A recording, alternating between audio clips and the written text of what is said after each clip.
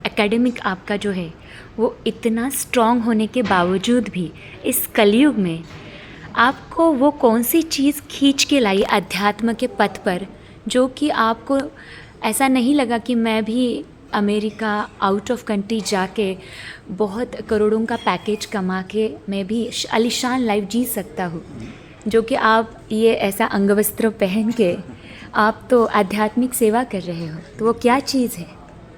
अक्सर लोग सोचते हैं कि अध्यात्म इंटेलिजेंट लोगों के लिए नहीं है, पर एक्चुअली देखा जाए द हाईएस्ट इंटेलिजेंस, सर्वश्रेष्ठ बुद्धि तो वही है जो भगवान को पहचाने, जो इस अस्तित्व को जान पाए।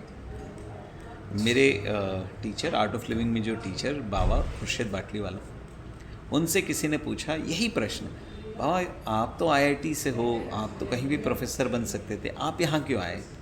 And he said because I am intelligent. ये तो बुद्धि है, अच्छी बुद्धि है, जो कह सकती है कि भाई स्रोत तक जाएं, what is the source of everything. और ये मिल पाना पता नहीं कितने जन्मों के प्रयास से हो सकता है।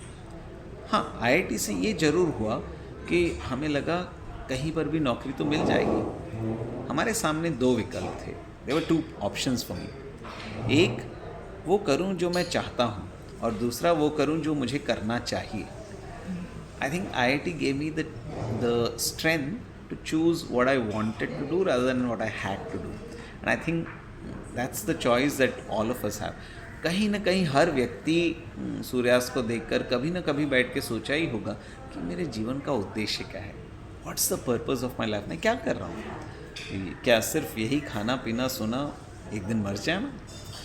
पर आई थिंक इस प्रश्न का उत्तर की ओर अगर मन चले, यही तो इवोल्यूशन है। और इसलिए मुझे तो लगता है मैंने जो पाया है, दुनिया में तो कुछ भी कुछ पा सकता है, पर ये पथ पाना, और 30 साल बाद जब कोई मुझे प्रश्न पूछता है वुड यू चेंज एनीथिंग, और ये कह पाना नहीं, I would have still taken the same decisions, that shows a life value. And I think गुरु के आने से ये ज़रूर हो जाता है कि जो डिसीजन लिया वो अच्छा लगने ही लगता है।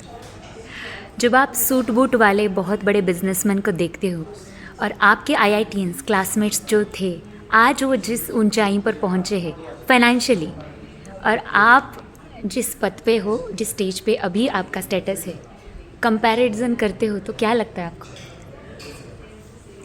बहुत ही अद्भुत प्रश्न है।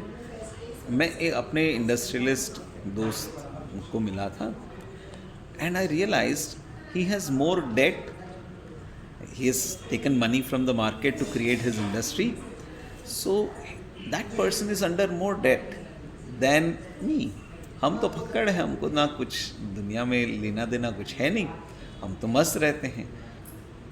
जब हाथ मुट्ठी बंद हो तो थोड़ा ही होता है, पर मुट्ठी खुल जाए तो पूरी दुनिया अपनी है। तो आज हर रोज़ अलग कार में घूमने को मिलता है, कोई तो हमें ले जाता है, कोई तो खिलाता है। तो ऐसे देखा जाए तो सारी दुनिया की डाइनिंग हॉल्स मेरे हो गए, सारी दुनिया के कार्स हमारे हो गए, और रत्ती भर का बोझ नहीं होता, रात को अच्छी नींद आती है। तो हर पैरामीटर से देखो, हम भी उतने ही सक्सेसफुल है जितने हमारे दोस्त हैं, कहाँ कमी है। और इसीलिए हमें लगता है हाँ, ये दुनिया को देखने का ढंग अलग जरूर है, पर साथ साथ wealth is not really in what you possess, but the abundance in your mind. And I think that is something that the Guru gives us. भैया, एक पुरुष होने के नाते, जब आप बहुत यंग थे, जब आप 20s में थे, आज भी यंग है। यस, बट जब आप एज के हिसाब से देखा जाए, अगर आप आपके 20s में थे, जब आपका करियर एकदम बनने वाला था, जब आप IIT में पढ़ रहे थे, तब जब वैराग्य आपको प्राप्त हुआ, तो इस दौरान कभी आपको मोह माया ने खींच नहीं लिया अपनी ओर? जैसे जब कोई नदी पर्वत से निकलती है तो अपने आप खींचे हुई सागर की ओर ही जाती है, चाहे इधर मुड़े चाहे उधर मुड़े, अंततो गत्वा सागर तो पहुंचना ही है।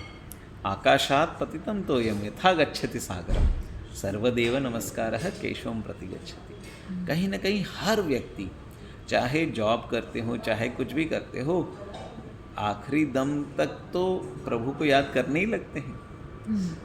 तो हमें तो ये लगता है, I fast forwarded my career, what's the point of using your whole lifetime and then remembering the lord at the end, might as well start early.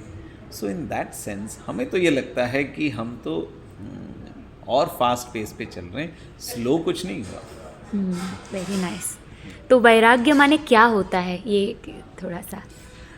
राग का मतलब होता है क्रेविंग। हमें कई जगह राग होती है, हमको वॉच चाहिए या फ़ोन चाहिए, दुनिया में कई चीज़ से राग होता है। वही राग माने उसके ऊपर उठकर जब विशेष राग हो जाए, जब प्रभु की राग लग जाए तो बाकी सब राग फीकी लगती है। जब मिठाई खा लेते हैं तो वही चाय फीकी लगने लगती है। चाय में चीनी उतनी ही है, पर जब मिठास ज़्यादा मिल जाए तो जो मीठा लगता था वो भी मीठा नहीं लगने लगता है। तो पतंजलि महर्षि यही कहते हैं, तत्परम पुरुष ख्याते गुणवैतृष्णम। तत्परम वैराग्य की पराकाष्ठा क्या है? पुरुष ख्याते, जब चेतना की रस मिलने लग जाए, गुण वैतृष्णम, अपने गुण में ही वैतृष्ण तृष्णा खत्म हो जाती है। तो आई थिंक यही तो बात है। राग जब ऊंचा हो जाए तो छोटा राग अपने आप छूट जाता है। ऐसा नहीं कि हम दुनिया में रहते नहीं हैं, हम अभी I still use technology, I use an iPhone, I love to still code, I do a lot of things, yet at the same time I'm untouched to a great extent, and this is truly the blessings of Gurudev Shri Shri. Thank you so much भैया। Check.